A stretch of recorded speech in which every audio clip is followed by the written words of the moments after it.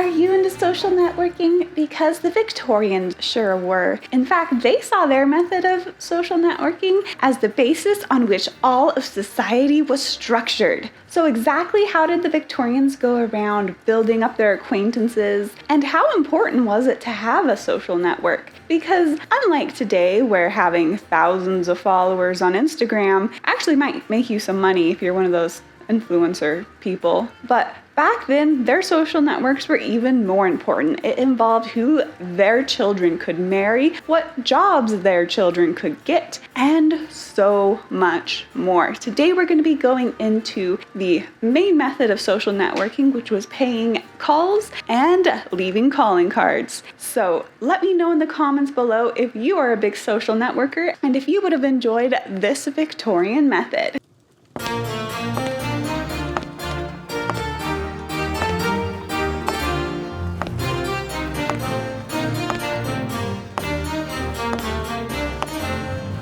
My name is Ellie Dashwood, and this is my channel where I talk about classic literature and history. If you like either of those things, please subscribe. So, social calls and calling cards. Today we're going to be going over what was a social call, what was a calling card, the basics of social calls, reasons you'd give social calls, and some basic etiquette. So, stick with me today and you will have a thorough knowledge of this very proper social networking form. Even though I'm going to be focusing on the etiquette of the Victorian era social call, I'm also going to be referencing different examples from literature throughout all of the 1800s, because while the finer details of maybe exactly what time you'd go on the social call or how long you'd stay or where you'd put your hat was different throughout the century, the main basic idea that you needed to go call on your neighbors like this was the same throughout. So let's dive into this. So first up, what was a social call?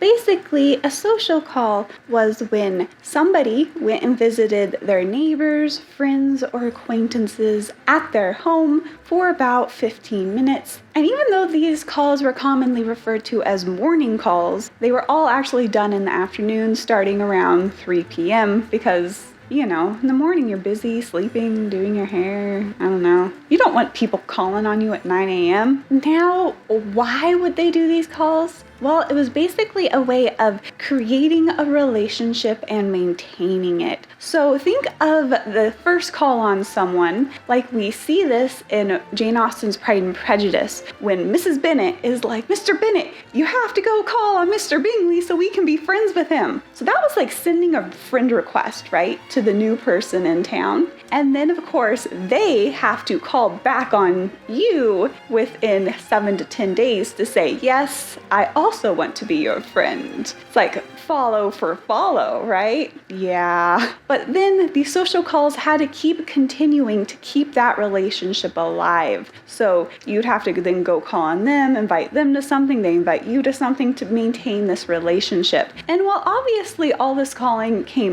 naturally, if you were close friends with someone, you'd be going and visiting them and they'd come and visit you. But at this time, it was really important to create this sort of relationship with a wide range of people, because in Victorian times, nepotism was a thing, right? Not just for your family members, but also for your friends and acquaintances. So if your son was going into the military and you wanted him to get promotions, then you better start calling on possibly the wives of high-ranking commanders or other people who might be able to pull some strings and get him a promotion quicker. And this would of course require social calls. And especially too, if during the Victorian marriage season, like I talk about in my video, the Victorian era marriage season, then what mothers and chaperones really wanted to do then was build out this wide network to search for those eligible gentlemen and to build relationships with women who were very high ranking that would give glamorous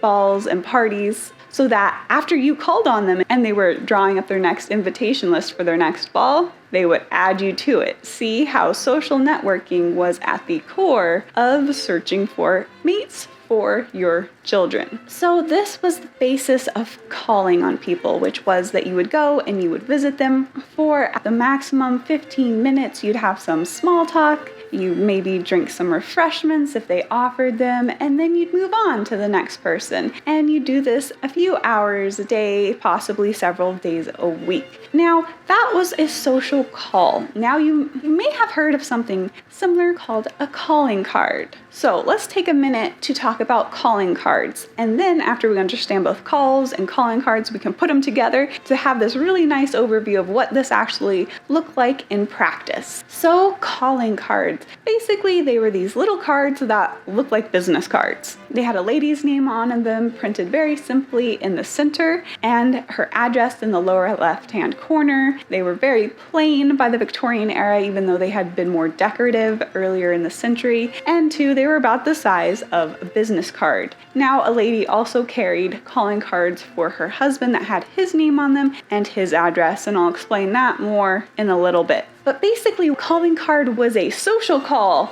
but in paper form. That is correct. They managed to take a 15-minute awkward conversation and encapsulate it in the size of a business card. I mean, they were thinking, which honestly, on social networks, when you're like, hi, I like this post, I mean, that's what you're doing too. It's like the cheap form of social interaction, right? You're like, you hit the like button, which reminds me, if you would like to show your approbation of this video, please gently press the like button on it. I see all these other YouTubers being like, smash the like button, and I'm like, I can't really imagine telling you guys to smash the like button. That just sounds weird. Anyway, moving back on to calling cards. So these calling cards were essentially a replacement for an actual call. So, for example, if you had someone call on you, but you were too sick to go and call back on them, you would send a calling card on them within 7 to 10 days, and that would be showing that you still want to maintain their relationship, but you just can't get to them right now, right? And so while it was seen as sort of a replacement to a call, it wasn't worth the same as a call. So think of it as maybe like worth 75% of an actual call. If calls were currency, right? It'd be like 75 cents on a dollar or something. I don't know. So let's just really quick talk about what these calling cards look like, because they were actually incredibly simple, and that was a sign of elegance and taste. If you started having all these like swirlies and embellishments on your card, then that was a lack of refinement on your part. So basically, you'd have this business-sized card about 3.5 inches wide with the lady's name printed on it. And of course, the name would not be her given name, but it would be Mrs. and then her last name. So if Mrs. Bennett was having cards made, it would say Mrs. Bennett. Or, as I talk about in the video, Does Mr. Darcy Have a First Name? When I go over the forms of address in the 1800s, if a man had an older brother, then he would be Mr. First Name, Last Name. So his wife would be Mrs. First Name, Last Name. So, for example, when Catherine Morland marries Henry Tilney, she becomes Mrs. Henry Tilney because he already has an older brother. And then you have her address in the lower left-hand corner. If she had both a country house and a townhouse, she would possibly have her townhouse address printed in the lower right-hand corner. And if she had any single unmarried daughters, they would be listed by their titles below her. So by the end of Pride and Prejudice, Mrs. Bennet would have Mrs. Bennet, and then under her Miss Bennet, which would be Mary Bennet at this point, and then Miss Catherine Bennet. And that way, all of the women of the household were included on the same card. A young woman never had a calling card of her own. If she was calling with someone who was not her mother, say it was a chaperone, then the chaperone would take a pencil and write her name under hers on her own calling card, and that's how she would be included on those sort of visits. Though the exception to this rule is actually an old maid. Once she had reached that age where everyone was pretty much like, yeah, you're an old maid, I'm sorry, she could get her own calling cards at that point. But until then, she just was included on her mother's. And also, another really important note, I think, on calling cards is they were also kind of like trophies. If you got cards from, say, really rich, famous, or noble people, then what a society lady would do would be to display them on her mantelpiece. And so then when other people called on her and they saw them, they would be like, wow, she knows important people. And it's like, yes, "Oh no, I just have all this card collection." I guess it's also kind of like collecting baseball cards. So now let's both combine calling cards and visits in one with the basics of visiting, and then you'll see more how this worked out in real life. So first up, a very important basic of visiting is that it was considered women's work to go and visit and call on neighbors, with the exception of bachelor men. At that point, it was the husband's job to go see them, which is exactly why in Pride and Prejudice, when Mrs. Bennet's like, "You have to go see Mr. Bingley because I can't," it's because Mr. Bingley is not married, and so thereby it's Mr. Bennet's job to go see him. Otherwise, it was always the wives or daughters, if she was the head of the household, sort of like an Emma, to go and call on people. And of course, another area where you might see gentlemen making calls is it was considered proper for a gentleman to call on any ladies that he danced with a ball the night before with the next day, or in the next couple of days, ideally. So we actually see that play out in Jane Austen's unfinished novel, The Watsons. Okay, so let's look at what a day of calling actually looked like for women during this time period. First of all, it didn't start until 3 to 4 p.m. And from 3 to 4 p.m., she would be making ceremonious calls, which would be on people that maybe she wasn't super friendly with, but that she needed to call on. So, for example, she would need to go call on any new neighbors of their class that moved into the neighborhood. She may need to reach out to a new acquaintance that might help her son get a promotion, those sort of calls. The next hour from 4 to 5 p.m. was that mixture of where maybe it's ceremony, like she has to do it according to social convention, but it's more friendly. So maybe she had been invited to dinner the night before at somebody's house that was her friend, and so she technically needs to call by social etiquette, but it's also more friendly. It's her friend, so she's gonna go see them. And then from 5 to 6 p.m., it is just friendly without any ceremony. So this is where you go and you call on your close friends, you see what's happening with them, and overall, it's a lot more relaxed atmosphere. And so at the start of all of this at 3, she has her servant driving her around in a carriage on these calls. And what she has her manservant do is drive her up to the door of the person she's calling on, and then she sends her servant to knock on the door and ask if the lady is at home. Now, if the lady is at home, then the woman calling would get out of the carriage, go in to the woman's house, and sit there and have awkward conversation for 15 minutes. Now, there were a ton of social rules that applied to the situation, including how long she should stay, how she should react if she finds other people already calling there. There's all these rules for, like, what if you're calling on your friend who's staying with this person you don't even know? What do you do then? But some very good basic overall rules I appreciated on this was: don't gape around at the furniture, because it might either look like you're judging them or you're sizing up the place to rob it. So either way, don't gape at all the stuff while you're sitting there. Another thing is don't bring dogs or children because they'll break all the knickknacks. So, I mean, those are all very relevant considerations. Now, what if the woman you're calling on isn't even at home? Then what do you do? Well, if you're out in your carriage and you have sent your servant to go ask if the lady is at home, and the answer is no, this is when calling cards really come in handy. Because what you do is you say, "Oh, servant, here, take this calling card, and also take 2 of my husband's calling cards that I also carry around, and give it to the servant of this person I'm trying to call on," because then it counts as you made a call, right? It's like, I attempted, here you go, here's my calling card. And so of course she would give the person she's calling on 1 card of her own, saying, I made this call on you, but then she would give the woman 2 cards from her husband, 1 for the lady of the house and 1 for the master of the house. And so pretty much the wife distributing her husband's cards counted on his behalf of him actually calling on people, only it was just all his wife's job to hand out his cards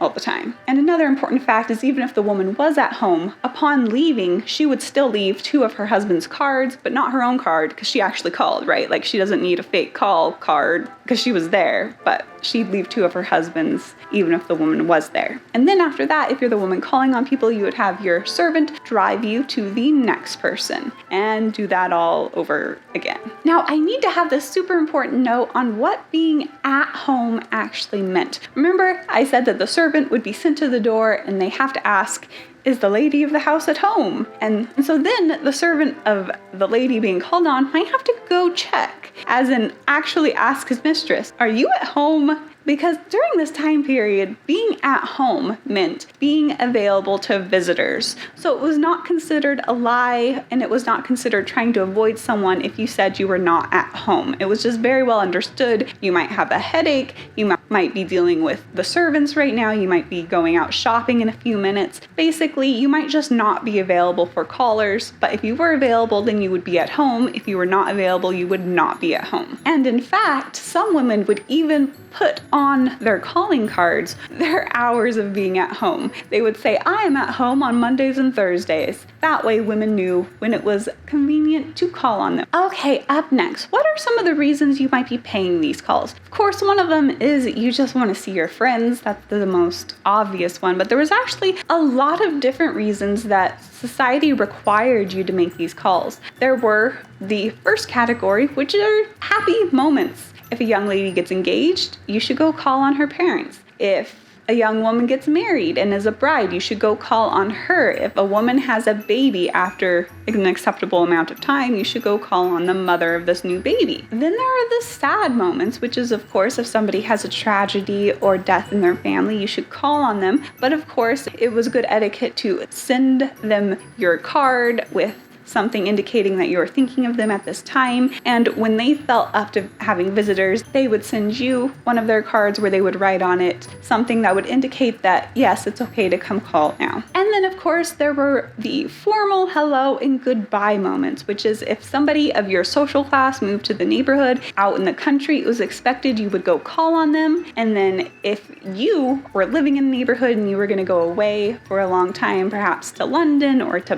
Bath or to a trip on the continent, you would need to go call on all your country neighbors and be like, hey, I'm going to be out of town for a while. And then, of course, especially when it came to London, it was important to always go, once you arrived in London, and visit all of your acquaintances to essentially be like, hey, I'm here. AKA, if you have balls and parties, I'm here, yeah. And then, of course, it was expected for you to call or send a card after certain forms of hospitality. If you attended a dinner at somebody's house, you're supposed to call within the next week in person. But if you attended, say, a giant ball, then it was expected that you would send a card. Because remember from my video about the marriage season, balls could have up to 500 people there. A hostess could not possibly have 500 people come call on her within 7 to 10 days, right? That would be overwhelming. So people would just send cards. Now let's talk about this call versus card thing. So the Victorians were very conscientious of everything sort of being equal. And in fact, ladies kept books completely of calls and cards where they would write down in detail